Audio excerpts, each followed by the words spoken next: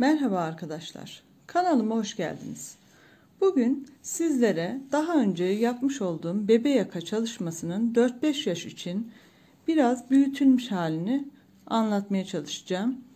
İpim Nako Elite Baby. İpimin kalınlığını bilmeniz için bu ipi tercih ettim ve şişim 2,5 numara. 2,5 numara 2 tane misinalı şişle başlangıç yapacağım. Diğer bebe yaka videomu seyrettiyseniz orada kenardaki tırtıklı kısmı oluşturmak için alttan ilmek almamız gerekiyordu. Şimdi farklı bir başlangıçla daha kolay bir hale getireceğim. 2 şişimizi kenar kısmını tamamladıktan sonra zaten birini bırakacağız. Tek şişle devam edeceğiz. Şimdi 4-5 yaşa uyabilecek şekilde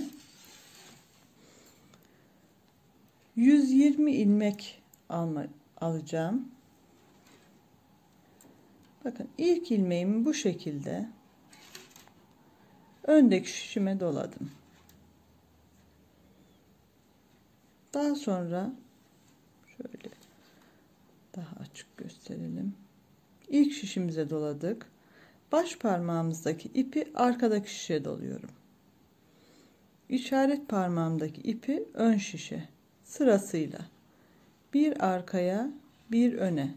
Tabii ki aradaki açıklığı bu şekilde bırakmayacağız ilmeklerimizin gevşek olmaması için. Sıkılaştırıyorum. Bakın en son buraya doladık. Şimdi arkaya bir öne bir arkaya bir öne bir arkaya. Bu şekilde başlangıç yaparak iki ucu açık örgü yapmış olacağız. Yani örgümüzü her iki tarafa da örebileceğiz bu şekilde. Ama biz uç kısmının birini örmek için değil, ilmekleri kullanmak için yapıyoruz. Bu şekilde yapacağız ve toplamda 120 ilmek alalım, beraber devam edelim. 119 ilmek aldım. 120'yi önce ön şişe, daha sonra arka şişe dolayacağım. Arka şişe dolarken normal ilmek alır gibi alıyorum, oraya taktım. Burada biraz sıkılaştırmış olduk ilmeğimizin kaymaması için. Bir tane düğüm atıyorum. Şimdi öndeki şişimi şu şekilde çekiyorum ve ilmeklerimin misinanın üzerinde kalmasını sağlıyorum rahat örebilmek için. Bu şişimizi kullanmayacağız. Çeviriyoruz örgümüzü.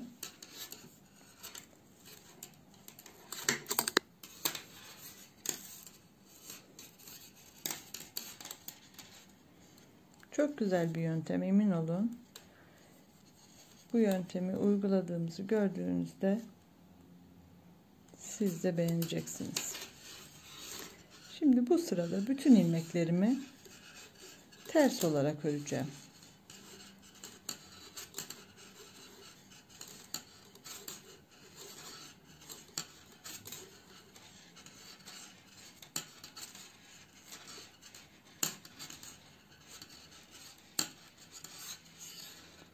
Bu şekilde ilmeklerimi ters örerek sıra sonuna gelelim. İlk sıramı tamamladım. Arkadan ters örerek geldim. Şimdi ön sıradayım. Ön sırada da ilmeklerimi hep düz öreceğim.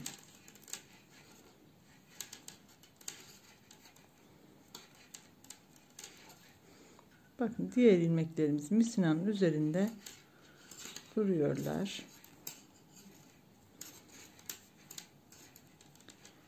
Hiç karmaşık bir şey değil, emin olun.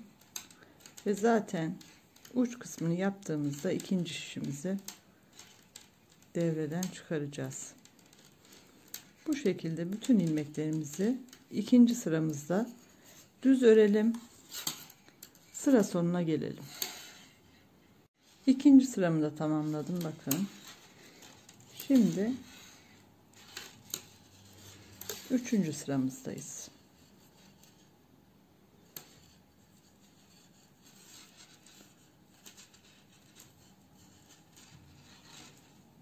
Üçüncü sırada yine arka sırada olduğum için ilmeklerimi ters olarak sıra sonuna kadar örüyorum.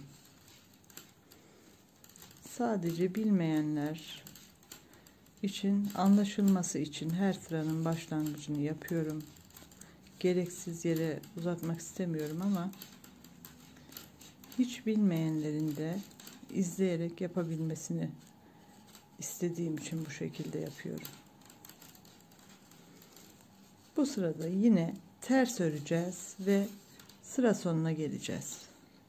Üçüncü sıramı tamamladım. Şimdi dördüncü sıradayım. Bakın böyle düzgün bir örgümüz oldu.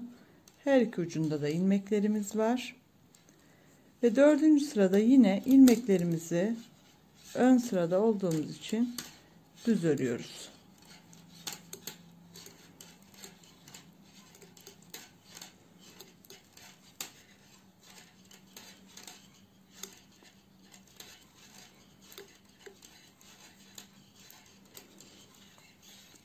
Bu sıramızda da bütün ilmeklerimizi düz öreceğiz ve sıra sonuna geleceğiz. Dördüncü sıramızda tamamladık. Şimdi örgümüzün arka sırasındayız. Kenar ilmeğimi örmeden aldım. İkinci ilmeğimi ters ördüm. Burada 2 ilmek kenarda örmüş olduk. Sıradaki 2 ilmeğimi beraber alıyorum. Bir dolama yaptım.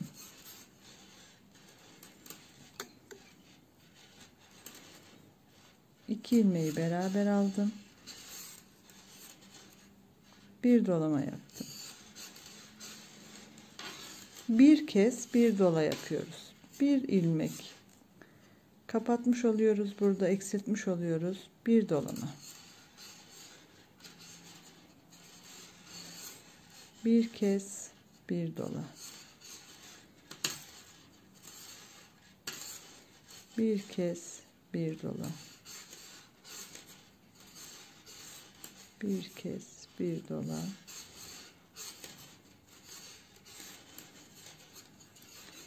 Başlangıçta 2 ilmek ördük. Bir kestik dolama, bir kestik dolama. Bu şekilde yaparak sıra sonuna kadar gideceğiz. Sıra sonunda en son bir kez ile başladığımız için dolama yapacağız ve kenarda 2 ilmeğimizi ters öreceğiz. Daha sonra beraber devam edeceğiz. Sıra sonuna geldim. Bakın bir kez bir dola sıramın en son dolamamı yaptım. 2 ilmeğimi kesiyorum ve dolama yaparak bitiriyorum ve kenardaki 2 ilmeğimi ters olarak ördüm. Bu kısım yakamızın tırtıklı kısmını oluşturacak. Bakın bu şekilde görünecek. Şimdi bu sırada yine bütün ilmeklerimizi düz öreceğiz.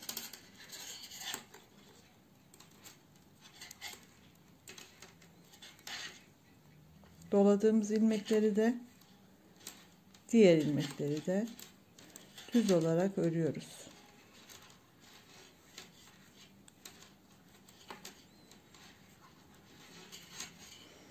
İpimizin kalınlığı, inceliği örgümüzün büyüklüğünü, küçüklüğünü değiştirir. Bunu aklınızda bulundurun. Benim şu an kullanmış olduğum Nako Elite Baby normal Nako 100 Bebe 100'den ya da Nako Record'dan daha kalın dokulu bir ip. Biraz daha iri duracak o yüzden.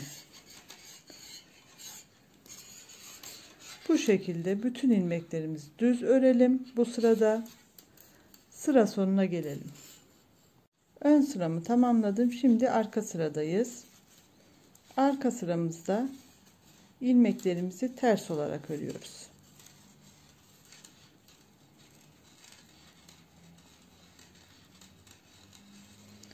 Bu bir dola bir kez yaptıktan sonra bir düz sıra ördük. Şimdi ikinci sıra olarak ters örüyoruz.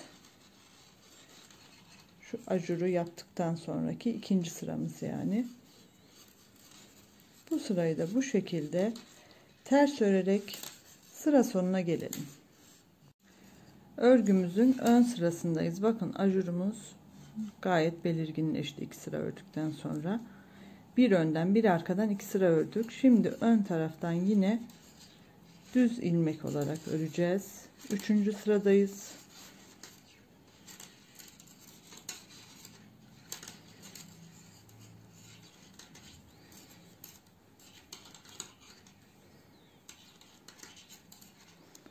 Şişlerimin ses yaptığının gayet farkındayım. Kusura bakmayın.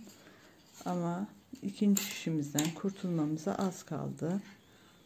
Bu sırayı öreceğiz. Arka sırada yine bir ters sıra öreceğiz.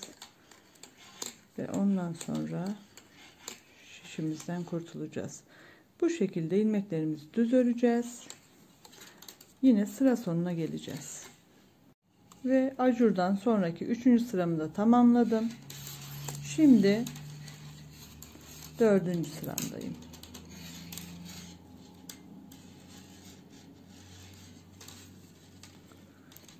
Örgümüzün ters tarafındayız ve ilmeklerimizi ters olarak örüyoruz.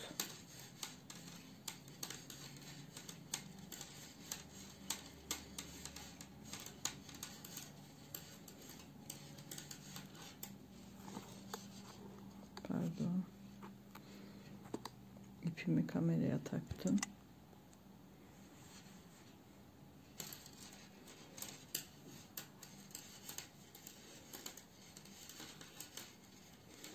Ve bu şekilde örerek sıra sonuna geleceğiz yine. Bakın 1 2 3 4 5. sıramızda bir kez bir dola yapmıştık. 1 2 3 4. sıramızdayız. Bu sırayı da tamamlayalım. Beraber devam edelim. Arka sıramı tamamladım.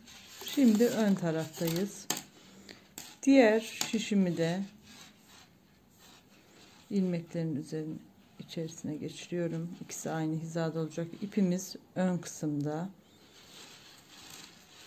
Örgümüzü şöyle katlayalım. Bakın tırtıklı kısmı oluşturmuş oluyoruz. Ve öndeki şişimin diğer taraftan ucunu alıyorum. Diğerini de alsak fark etmez. Zaten bir tane şişimiz çıkacak aradan. Bu şekilde iki şişimizi de yan yana tutacağız. Önden birinci, arkadan birinci ilmeğimin içerisinden geçiyorum. Ve her iki ilmeği birden bırakıyorum. Burada birleştirme yapıyoruz. Hem önden hem arkadan geçirdim şişimi. İkisinin içerisinden ilmeğimi geçiriyorum ve iki ilmeği birden bırakıyorum. Öndeki ilmeğim, arkadaki ilmeğim. İkisinden birden ilmeğimi geçirdim. İkisini birden bıraktım. Öndeki ilmek, arkadaki ilmek. İkisini birden bırakıyorum. Önden, arkadaki ilmeği ortadan batıyorum çünkü yönü ters. Alta doğru öreceğimiz için böyle düz geliyor bana. İkisini birden bırakıyorum. Bir önden ilmek alıyoruz, şişimize geçiriyoruz. Bir de arkadakinden geçiriyoruz. Şişlerimizden bırakmadan ilmeğimizi ikisinden de geçirdik ve ikisini çıkarıyoruz.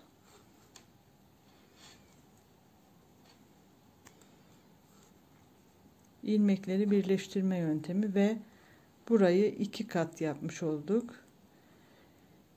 4 sıradan sonra yaptığımız ajurumuz burada tırtık olarak karşımıza çıkıyor.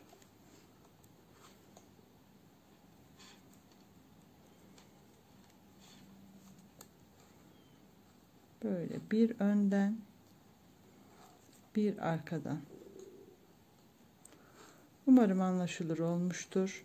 İkinci şişimizi bu kısma kadar bu yüzden dahil etmiştik örgümüze. Bu sıradan sonra tek şişle devam edeceğiz.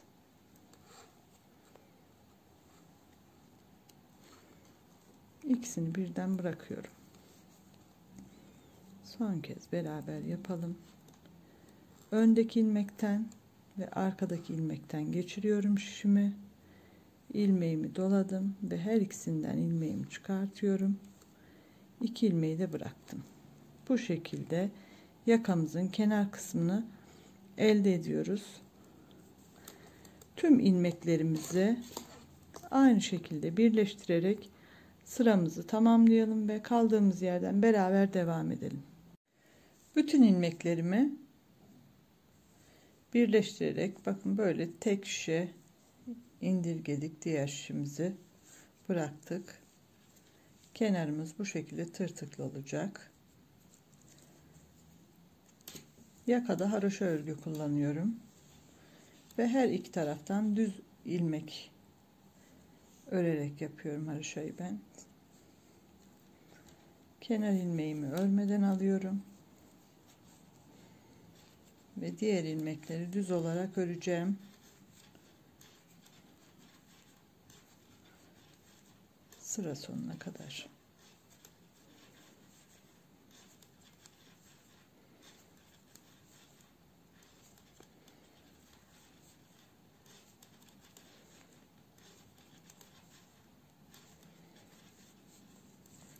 Bütün ilmeklerimizi düz örelim. Bakın arka tarafta da diş diş haroşamız belirgin olmaya başlıyor. Bu şekilde sıra sonuna gelelim ve beraber devam edelim. Sıramı tamamlayarak örgümün ön tarafına geldim. Burası arka tarafı, burası ön tarafı. Haroşa örüyoruz. Şimdi ilmekleri paylaştıracağız.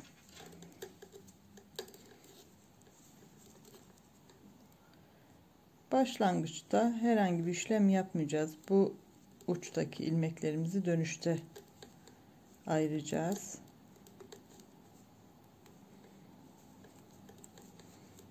Yine bütün ilmeklerimi düz olarak öreceğim.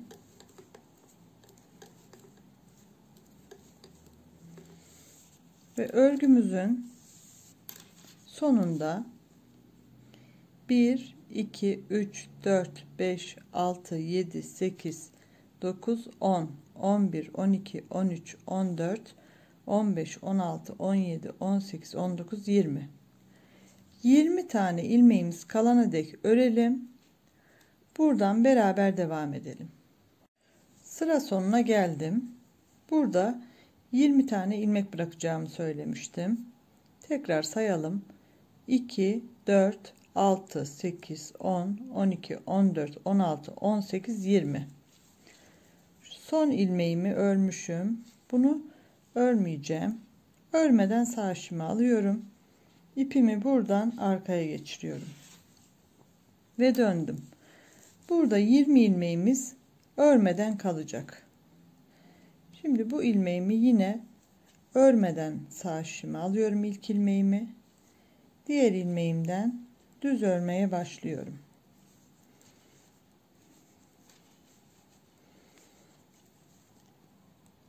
Bu sırayı da yine sonda 20 tane ilmek kalana dek örelim, beraber devam edelim. Sıra sonuna geldim. Kenarda 2 4 6 8 10 12 14 16 18 20 ilmek. Son ilmeği örmeden alıyorum. İpimi bu tarafa geçiriyorum ve dönüyorum. 20 ilmeğimizi bu tarafta da bıraktık. Her iki kenarda da 20 ilmeğimizi ayırmış olduk. Bakın burada da ayırdık. Şimdi yavaş yavaş kenardaki o 20'şer ilmeği yakamızın orta kısmına katacağız. Bu sıradan sonra.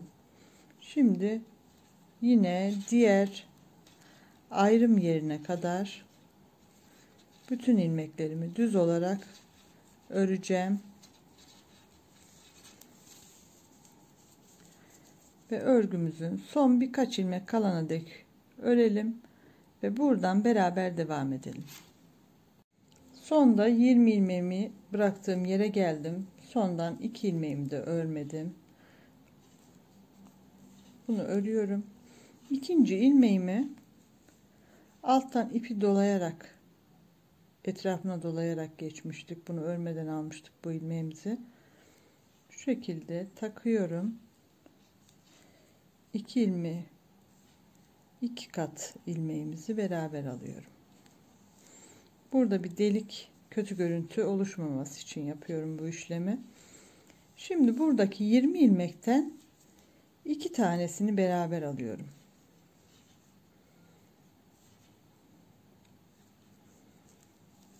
Ortaya dahil etmiş olduk bu ilmeğimizi. İpimi geçiriyorum buradan. İlk ilmeğimi örmüyorum. Ve diğer ilmeklerimi yine düz ilmek olarak örüyorum.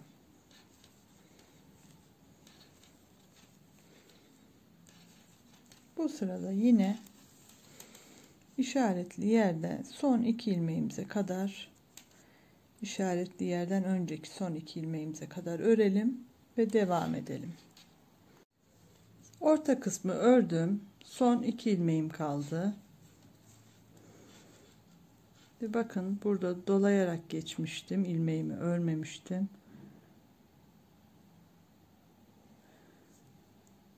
Bu ipi de takıyorum ve ikisini beraber alıyorum. Şimdi 20 ilmeğimizden 2 ilmeği beraber alarak orta kısma katıyorum. Diğer tarafta yaptığımız işlemin aynısı. Bu şekilde dönüyorum. İpimi buradan geçirdim. İlk ilmeğimi örmeden alıyorum. Ve diğer ayrım yerine gelene kadar diğer baştaki ilmeklerimizi düz olarak öreceğiz yine. Örelim ve beraber devam edelim. Yine sıra başına geldim. Her iki taraftan da birer tane eksiltmemizi yaptık. 2, 4, 6, 8, 10, 12, 14, 16, 18. İlk başta 27 biliyorsunuz. Şimdi yine şuradaki ilmeğimi alttan başına, beline dolayarak geçirmiştim ipimi. Beraber alıyorum. 18 ilmeğimden ikisini daha beraber alarak orta kısma katıyorum. İpimizi yine arkadan öne bu şekilde geçireceğiz. Şuradaki delik kısmın oluşmamasını sağlayacağız bu yöntemle. Ve bir ilmek örmeden alıyorum. Diğer ilmeklerimi düz örerek yine diğer ayrım yerine geleceğiz. Sıramı tamamladım. Sondaki ilmeğimin belinden doladığım ipimi de yine takıyorum. Ve düz olarak ördüm. Şimdi yine kenardaki diğer tarafta yaptığımız gibi 2 ilmeğimi beraber alıyorum. 20 ilmekten 4 tane ilmeği eksiltmiş olduk. 2 2 alarak 2 tane ilmeği ortaya dahil ettik. Şimdi 2 4 6 8 10 12 14 16 kaldı bu tarafta da. Yine ipimi buradan geçirerek öreceğim. İlk ilmeğimi örmeden alıyorum. İkinci ilmeğimi düz olarak örüyorum. Yine ayrım yerine gelene kadar, şuradaki kısma gelene kadar örelim. Her iki taraftan da 4'er tane ilmeğimizi eksilterek, yani 2 2 alarak ortaya kattık. 16 ilmeğimiz var burada. Buradaki son ilmeğimi yine alttaki ipimi takarak ikisini beraber alıyorum. Bu kısmı unutmamanız için beraber yapıyorum. Şimdi buradan yine 2 ilmeğimi beraber alıyorum ve bir ilmeğe düşürdüğüm zaman ortaya katıyorum.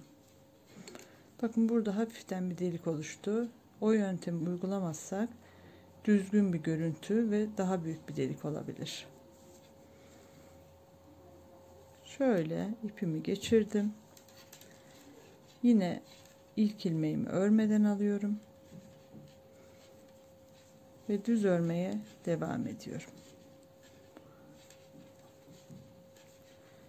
Diğer ayrım yerinde karşıdaki şu kısımda beraber devam edeceğiz. Sıramı tamamladım. Yine son ilmeğimi alttaki ipimi takarak beraber alıyorum ve kenardaki ilmeklerden yine ikisini beraber alarak bir ilmek şeklinde ortaya dahil ediyoruz. Bu kenarda da yine ilmek sayımız 2 4 6 8 10 12 14 kaldı. Diğer tarafta da 14 tane ilmeğimiz kalmıştı. Şimdi ilmeğimizi, ipimizi böyle buradan dolayarak ya da ilk ilmeğimi örmeden alıyorum. İlmeklerimi yine ayrım yerine kadar düz olarak öreceğim. Siz de örün, burada buluşalım. Sıramı yine tamamladım. Son bir ilmeğimi örmedim ayrım yerinden. Şimdi burada 2 4 ilmeğimizi şöyle bir işaretleyiciyle ayırıyorum. Bakın 2 4 6 8 10 tane ilmeğimiz var. Bu 10 ilmeğimizi bir ortadan bir 10 ilmeğin birini, şimdi 2 4 6 8 9 kalacak. Buradaki son ilmeğim, buradaki ilk ilmeğim, ikisini beraber alıyorum.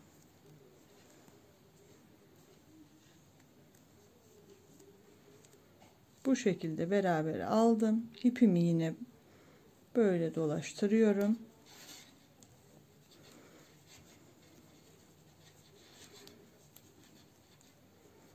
İlk ilmeğimi örmeden alıyorum ve düz örerek devam ediyorum.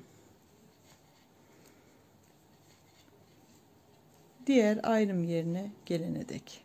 İlmeklerimi örerek yine sıra sonuna geldim ayrım yerine. Bir tane ilmeğim kaldı. Yine diğer tarafta yaptığımız gibi burada da bir işaretleyiciyle, aklınızda da tutabilirsiniz ama ben daha dikkatinizi çekmesi için takıyorum. 2 4 ilmeğimi ayırıyorum ve bu araya işaretleyicimi takıyorum. Yine bu kısımda da işaretleyiciden sonra 1 2 3 4 5 6 7 8 9 10 tane ilmeğimiz kaldı. Bu 10 ilmeği bir ortadan bir 10 ilmeğin bir tanesini, ikisini beraber alıyoruz ve ipimizi bu şekilde geçiriyoruz öreceğimiz tarafa. Her sırada bir ortadan bir kenardan, bir ortadan bir kenardan, bir ortadan bir kenardan yaparak, bu şekilde yaparak, bakın şimdi 2 4 6 8 9 ilmeğimiz kaldı. İkinciyi de beraber yapalım. Yine örmeden alıyorum ve ilmeklerimi düz örerek diğer tarafa kadar geleceğim ve beraber devam edeceğiz. Yeni sıramızda tamamladım. Sona geldim. Bakın burada 2 4 6 8 9 ilmeğimiz vardı. Diğer tarafta da 9 ilmeğimiz kaldı. Ortadan son ilmeğim ve 9 ilmeğin ilk ilmeği, ikisini beraber alıyorum. İkisini beraber aldık. ipimizi geçiriyoruz bu tarafa, dönüyoruz. Bakın burada şimdi 2 4 6 8 hep bir dahil edeceğiz. Bir ortaya dahil edeceğiz. Yani bu 8 ilmeğimiz demek. 8 defa buraya gelerek ilmekleri bir almak demek. İlmeğimi alıyorum. Örmeden ilk ilmeğimi, diğer ilmeklerimi düz örüyorum ve diğer tarafa geliyorum. Yine sıramı tamamlayarak ayrım yerine geldim. 2 4 6 8 9, diğer taraftaki gibi burada da 9 ilmeğimiz kalmıştı. Bir ortadan bir kenardan alarak 2 ilmeğimi beraber örüyorum. İpimi bu şekilde geçiriyorum arka tarafa. Bakın burada 2 4 6 8 ilmeğimiz kaldı. İşaretleyiciden sonra 4. Her iki tarafta da 4 tane ilmeğimiz var. 8 tane ilmeğimiz kaldı. Bu 8 ilmeği bir ortadan bir kenardan alarak 8 sırada bitireceğiz ve işaretleyicimizin olduğu yerden beraber devam edeceğiz. Kenardaki 10 ilmeğimizi bitirmeme son bir ilmek kaldı. Yine ortadan bir ilmek, 10. ilmeğimi de alıyorum.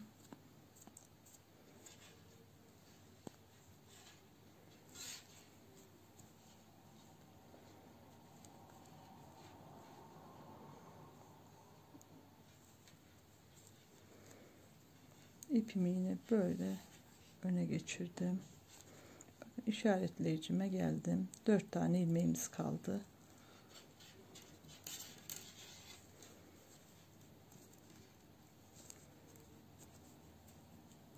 Yine ilk ilmeğimizi örmeden alacağız ve düz olarak örmeye devam edeceğiz diğer tarafa kadar. Sıramı tamamladım. Burada da 10 ilmeğim bitmişti. Bu orta sıraya dahil olan ilmeğim. Tamamladım. İşaretleyicimi çıkarıyorum. Şimdi ortaya dahil olan ilmeğimizi bakın örmedim. Bunda ipimiz. Bunu örmeden alıyorum. Sıradaki 2 ilmeğimi, 4 ilmeğim kalmıştı. İkisini beraber örüyorum. Ve en son örmediğim ilmeği bu ilmeğin üzerinden atlatıyorum. Ve ipimi aynı şekilde öne geçirdim.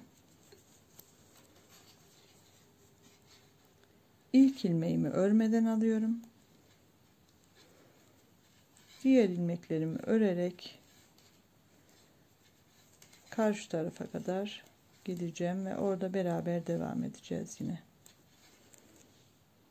Yine sıramızın sonuna geldik. İpim bakın bu ilmekte, son ilmeğimi örmeden sağ şişimi alıyorum.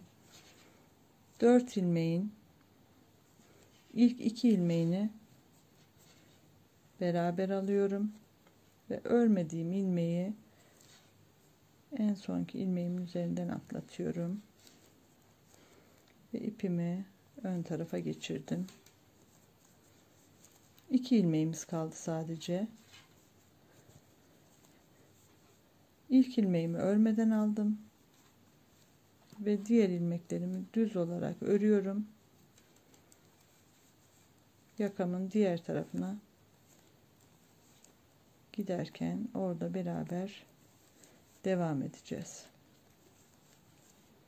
Sıramızın sonundayız. Son ilmeğimi örmeden alıyorum ve kalan 2 ilmeğim, 20 ilmek ayırmıştık. En son 2 ilmeğimizi beraber alıyoruz.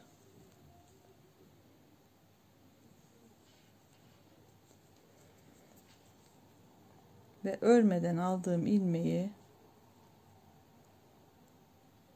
son ilmeğimin üzerinden atlatıyorum. Ve yakamızın birleştirme işlemini tamamlamış olduk şimdi. Döneceğiz. Diğer tarafa geldiğimizde yine Diğer tarafta yaptığımız gibi bunu örmeden alacağız. Önce ikisini öreceğiz. Örmeden aldığımız ilmeğimizi üzerinden atlatacağız. Ve sıramızı tamamlayarak beraber devam edeceğiz. Yine sıramın sonuna geldim. Burayı da beraber yapalım istedim. Son ilmeğimi örmeden alıyorum. Ve ayırdığımız iki ilmeğimizi beraber alıyoruz. Ve örmeden aldığımız ilmeğimizi üzerinden atlatıyoruz.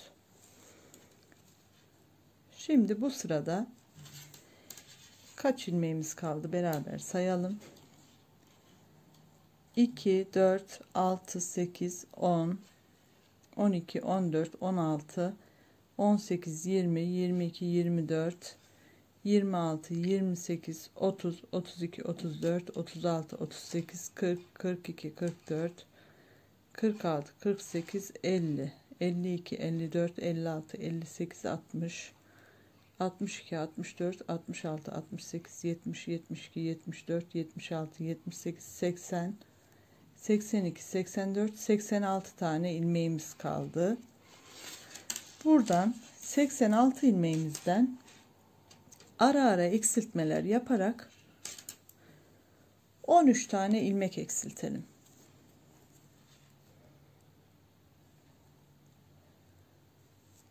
Kabadan bir hesap yaparsam yani 3-4 ilmekte bir eksiltme yapacağız. Buradaki ilk ilmeğimi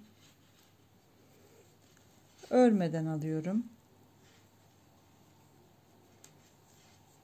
1 2 3 kenar ilmeğim de var, 4 oldu ve 2 ilmeği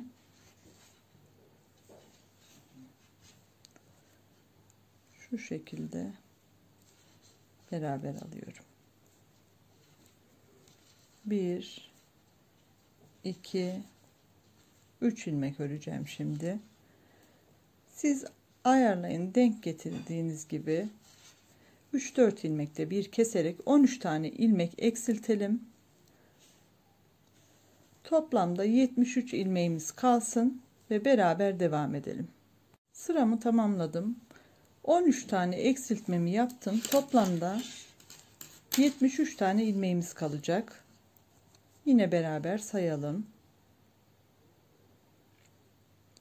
2, 4, 6, 8, 10, 12, 14, 16, 18, 20, 22, 24, 26, 28, 30, 32, 34, 36, 38, 40, 42, 44, 46, 48, 50, 52, 54, 56, 58, 60, 62, 64, 66, 68, 70, 72, 73. Şimdi 73 tane ilmeğimiz kaldı. Bir önceki ördüğüm küçük olan yakamın şu kısmına geliyoruz. Burada düğme iliği ön patlar için, yani hem ilik yeri için, bu kısım için ilmek alacağız. Burada 8 ilmek almıştım. 2-3 yaş giyebilir bu yeleği. Bunu da belirtmek istiyorum. Bir önceki yakamı çalışırsanız 1-3 yaş arasında kullanabilirsiniz. Bakın yeleğimin büyüklüğünü size göstermek istiyorum. Bu şekilde.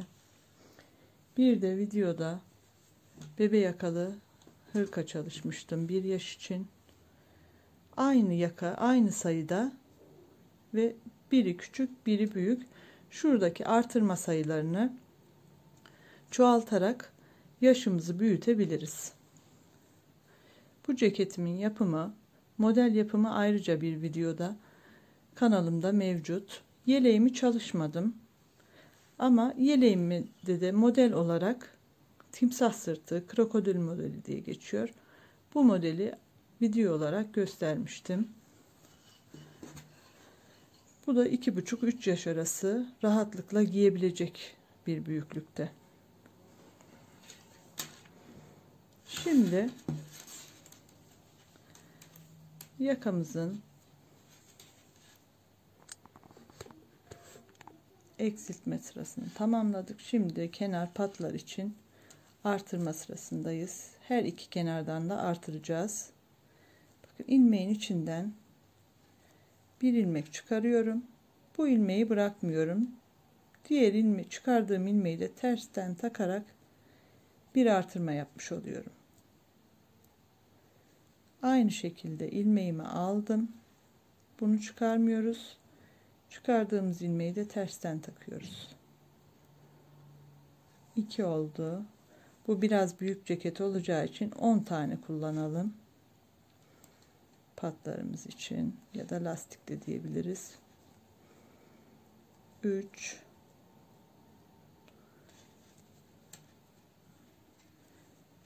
dördüncü artırmam,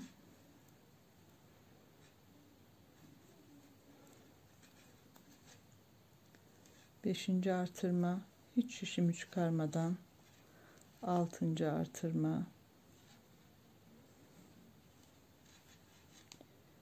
7. artırma,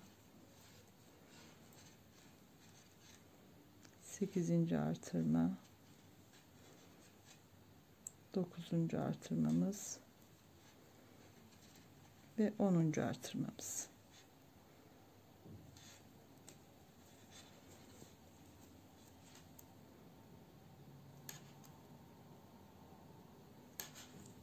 Bakın artırma yaptığımız ilmeklerimiz 2, 4, 6, 8, 10. Yakamızın burası, şurası ön kısmı, burası arka kısmı. Şöyle yaptığımız zaman bu taraf ne olacak? Dış yüzeyi gelecek. Ön mü arka mı diye hesaplamaya çalışıyorum. Ön sanırım. İlmeklerimi düz olarak örerek devam ediyorum.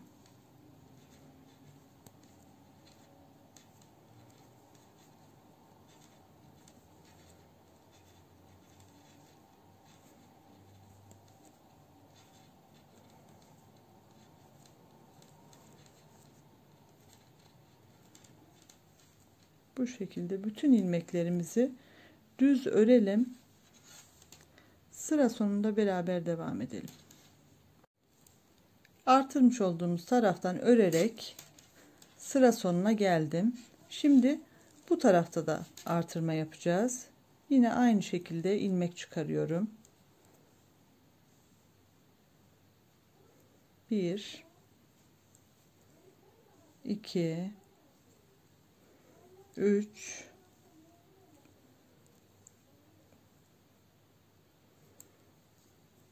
4 5 6 7 8 9 ve sanırım 10'uncudayım yanlış saymadıysam.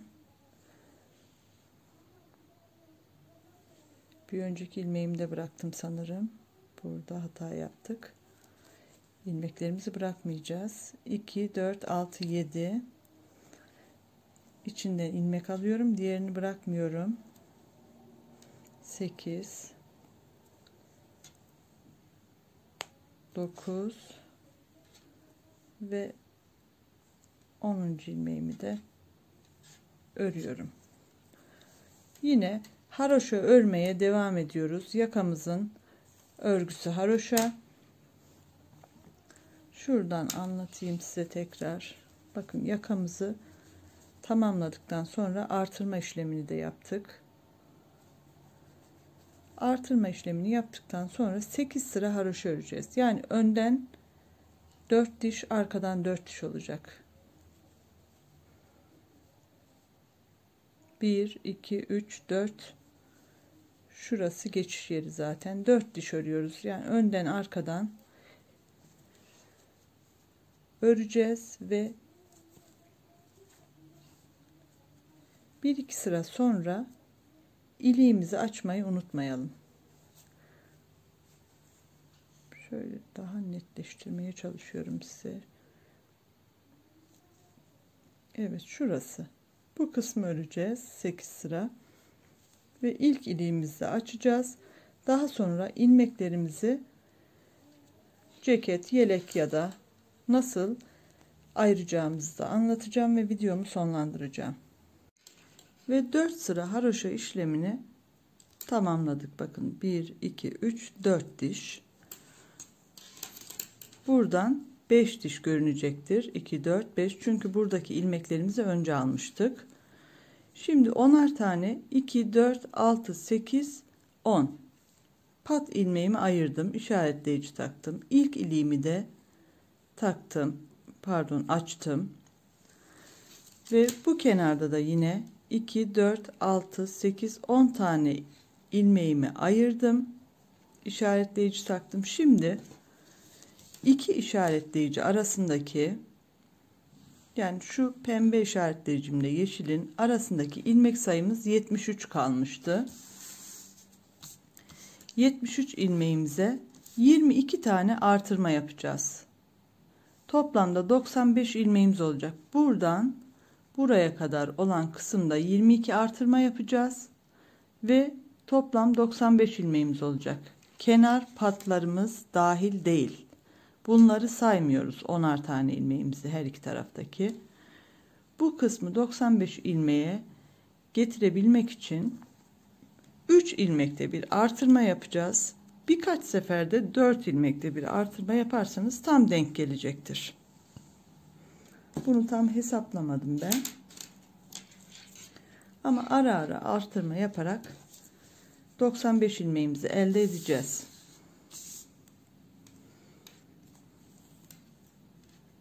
Şimdi artırma sıramızı beraber başlayalım ve devam edelim. Ben kenar kısmının da bakın bu şekilde görünmesini seviyorum.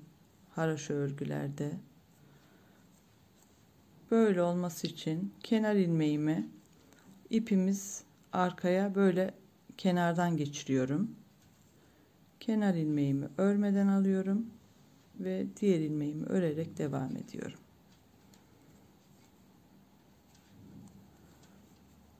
Artırmalarımıza bu 10 ilmekler dahil değil demiştim. Burayı normal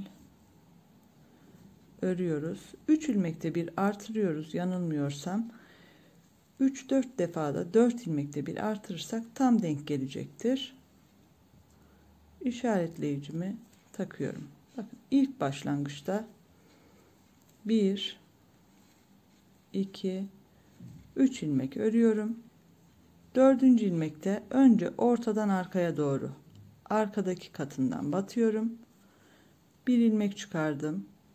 İlmeğimi bırakmadan bir de ön taraftaki katından batarak ilmek çıkarıyorum. Bu artırdığınız hiç belli olmayan bir gizli artırma tekniği. Çok güzel bir teknik. Yine 1 2 3 tane örüyorum. 4. ilmeğimde bir arkadan bir de önden batarak artırmamı yaptım. Şimdi 3 ilmekte bir artırma yapacağım. 1 2 bu şekilde devam edin. 3 ilmekte bir artırmaya diğer kenara doğru sayarsınız kaç artırmanız var, ona göre kalan ilmeklerde 3 ya da 4 ilmekte bir artırma yaparsınız. İlk başta ben 2 tane 4 ilmekte artırma yaptım. Bir ya da 2 defa yine yapabilirsiniz 4. ilmekte artırmayı.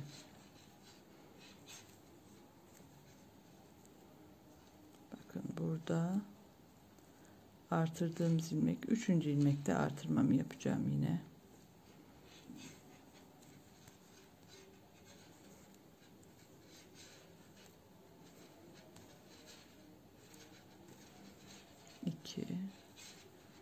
Üçüncü de artırıyorum.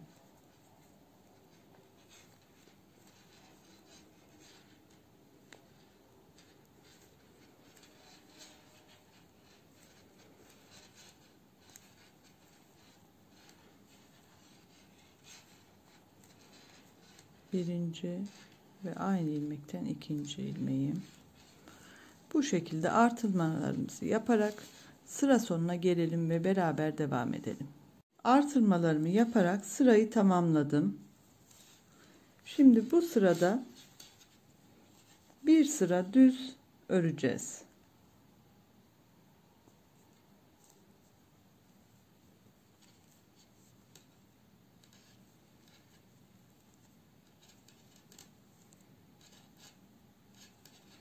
Hem de örgümüzün ön tarafına gelmiş olacağız bu şekilde. Ve ilmeklerimizi kaçar ilmek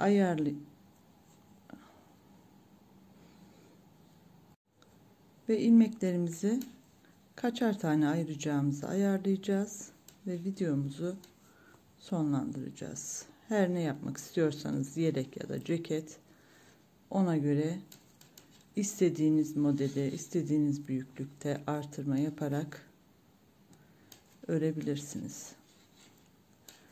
Robadaki artışlarla yeleğinizin ya da ceketinizin büyüklüğünü ayarlayabilirsiniz.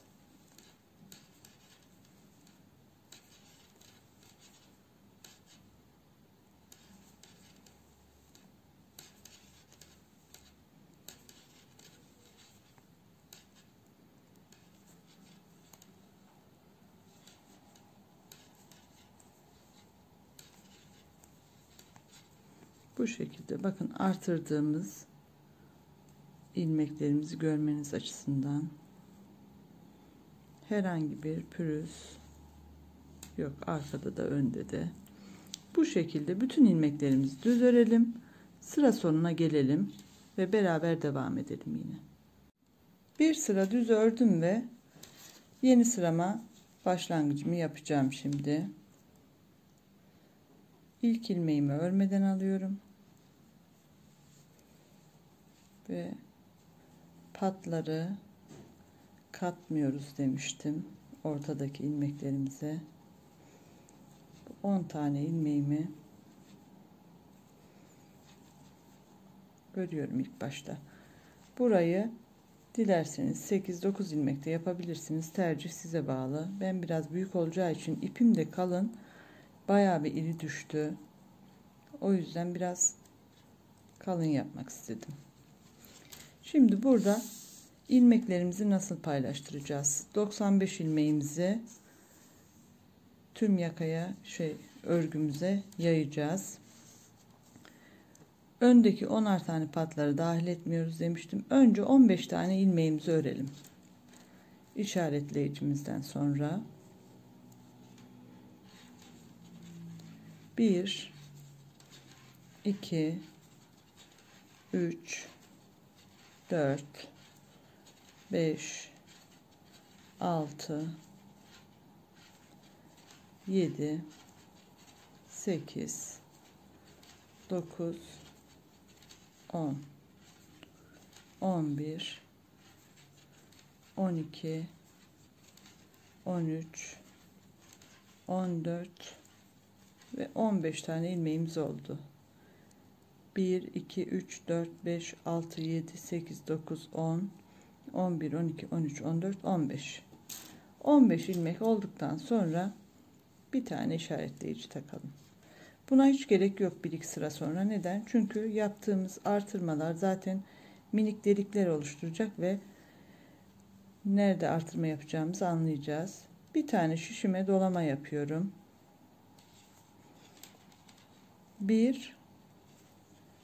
2 tane ilmek örüyorum ve bir dolama daha yapıyorum. Buraya bir işaretleyici daha taktım. Şu kısmı yaptık. Şimdi 12 tane ilmek öreceğiz.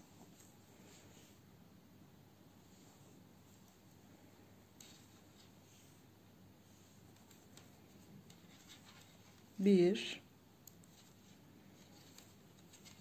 iki, üç, dört, beş, altı, 7 8 9 10 11 ve 12. Yine de tekrar sayalım. 1, 2, 3, 4, 5, 6, 7, 8, 9, 10, 11, 12. 12 ilmekten sonra bir işaretleyici daha takalım. Bu işaretleyicileri taktığımız yerler robadaki artırma yerlerimiz. Şimdi ipimle bir dolama yapıyorum.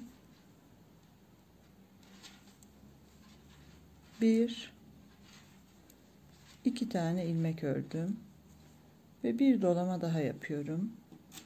Buraya bir işaretleyici daha taktım. Burada şu 2'yi yaptık. Şimdi 33 tane ilmek öreceğiz arka için.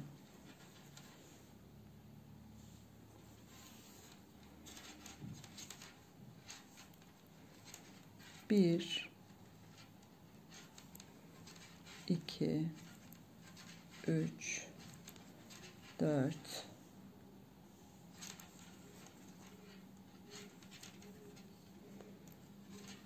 5, 6, 7, 8, 9, 10, 11, 12, 13, 14, 15, 17, 18, 19, 20, 21, 22, 23, 24, 25, 26, 27, 28, 29, 30, 31, 32 ve 33. Arka için ilmeklerimizi ördük. Tekrar sayalım. 2, 4, 6, 8, 10, 12, 14, 16, 18, 20, 22, 24, 26, 28, 30, 32, 33. Buradan bir işaretleyici takıyorum.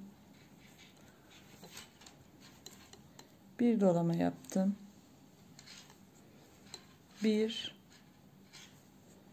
2 tane ilmek düz örüyorum ve bir dolama daha yapıyorum. Buraya da bir işaretleyici takıyorum. Şimdi örgümüzün şu 2 ilmeğini ördük. 12 ilmek yapacağız diğer kolumuz için.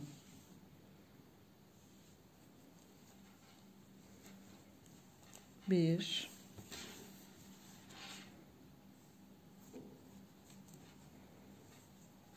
2, 3, 4, 5, 6, 7, 8, 9, 10,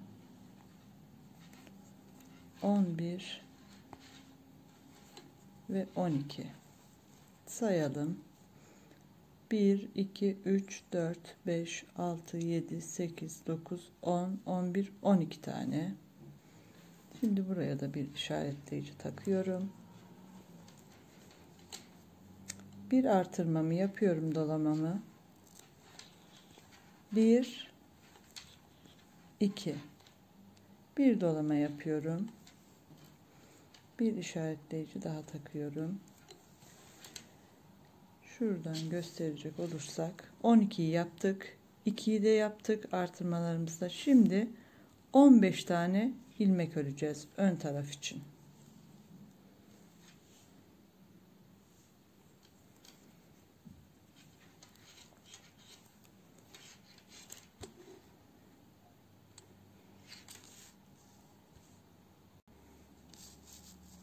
İki, 3, 4, 5, 6, 7, 8, 9, 10, 11, 12,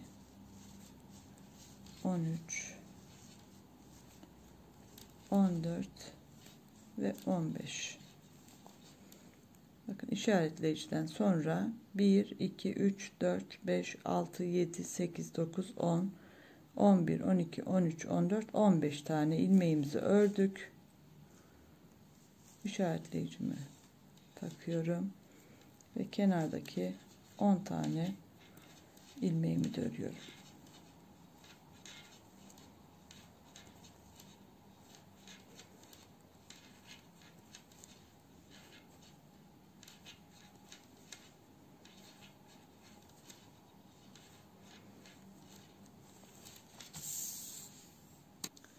Bu şekilde ilmeklerimizi de hazırladıktan sonra artık yelek ya da ceket ne yapacaksak kurulumu hazır. Buradan sonra istediğimiz modeli uygulayarak örgümüze devam edebiliriz. Umarım açık bir anlatım olmuştur. Videomu beğendiyseniz like atmayı, kanalıma destek olmak için lütfen abone olmayı unutmayın. İzlediğiniz için çok teşekkür ediyorum. Hoşça kalın, sağlıklı kalın.